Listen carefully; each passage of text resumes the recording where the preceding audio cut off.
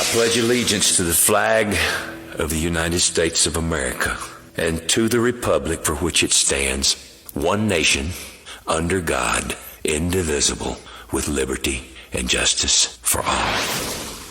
Welcome to the Vietnam Veterans News Podcast. News of interest about Vietnam veterans from a Vietnam veteran. Now, here's your host, Mac Payne.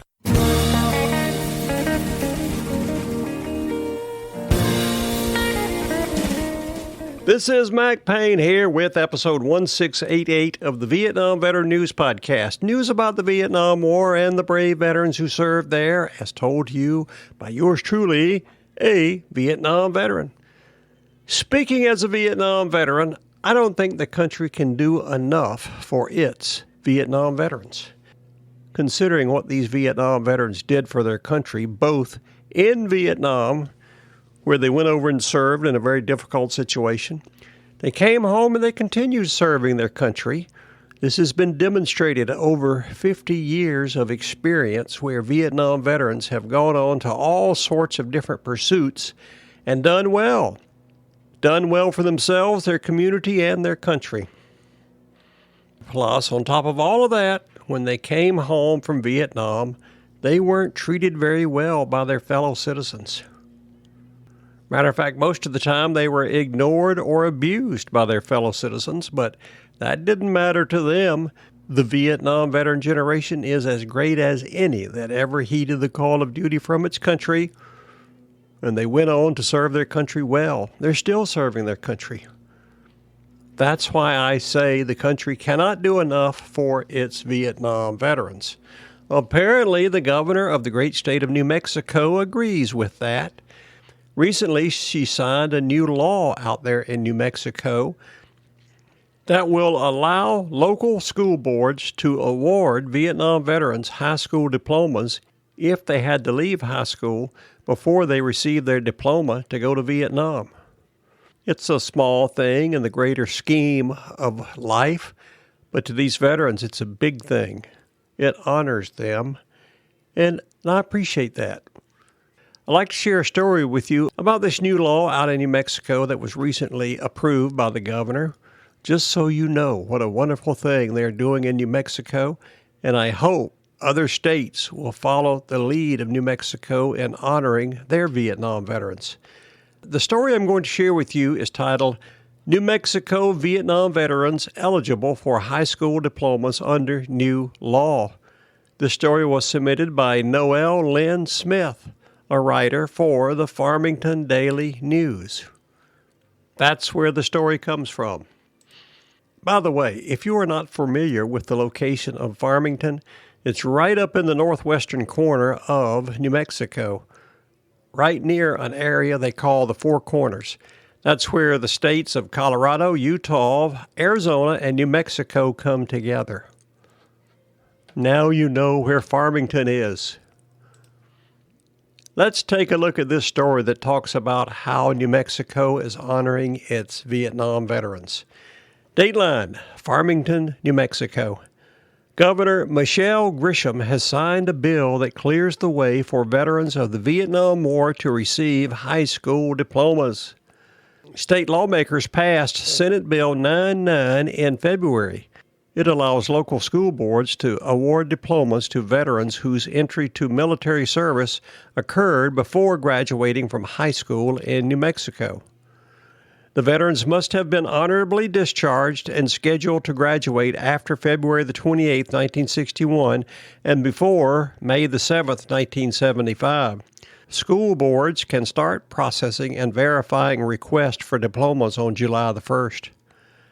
I am so humble to sign this legislation today as I reflect on the service so many New Mexicans gave their state and country, Governor Grisham said in a March 6th press release from her office. The governor said, "This is overdue. This is well-deserved, and frankly, it's the least we can do. We've got to honor our veterans every way we can, every single day." Amen to that, Governor Grisham. Keep up the good work. While it is unknown how many Vietnam veterans entered military service without graduating high school, The New Mexico Department of Veterans Services stated there are 53,016 veterans in the state who served during the Vietnam War era. I would not be surprised if there was a good number of those who were not able to get their high school diploma before they went into the military. State Senator George Munoz of Gallup, New Mexico, sponsored the bill, which also received support from the Navajo Nation. I think it was the right thing to do. I think it was a good thing to do for all those veterans, Munoz said. He proposed the bill after meeting Coyote Canyon resident Cheryline Yazzie, whose father was drafted into the Army during his senior year at Gallup High School in 1967. Benny Yazzie, Cheryline's father, never graduated and was inducted into the Army in December of 1967.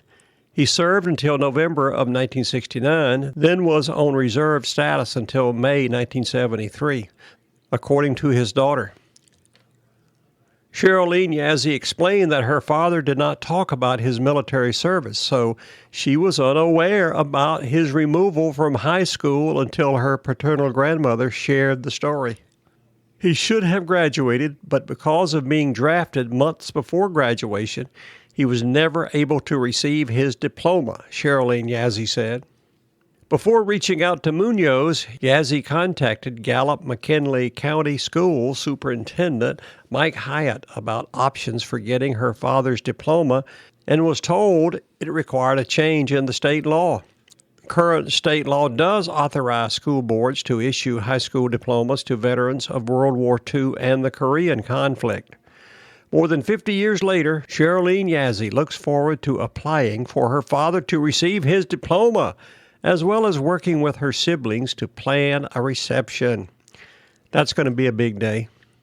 I would encourage all the veterans to come out. It's their right. They've earned it. They should get their diploma, she said. Judy Griego, Secretary of the Veterans Service Department, said the agency supported the bill and she was grateful the governor signed it. Receiving their high school diploma is something very important to those whose answering to the call for service during the Vietnam War prevented them from graduating with their classmates. Hopefully, this new law will finally bring them closure, Griego said.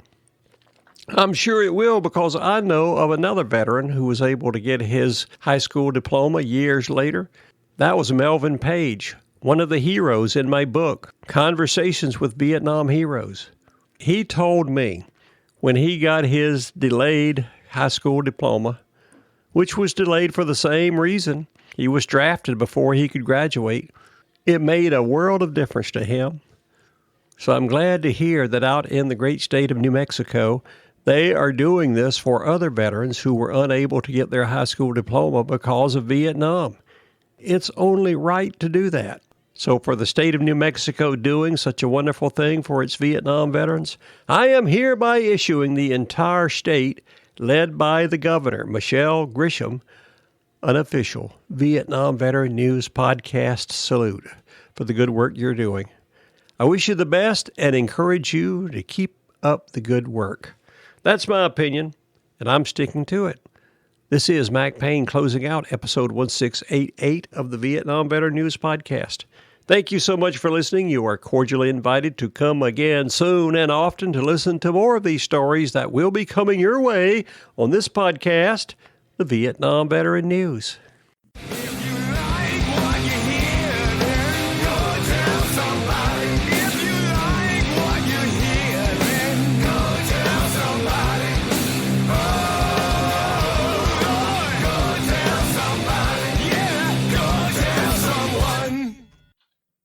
How about that? Ain't that a mess?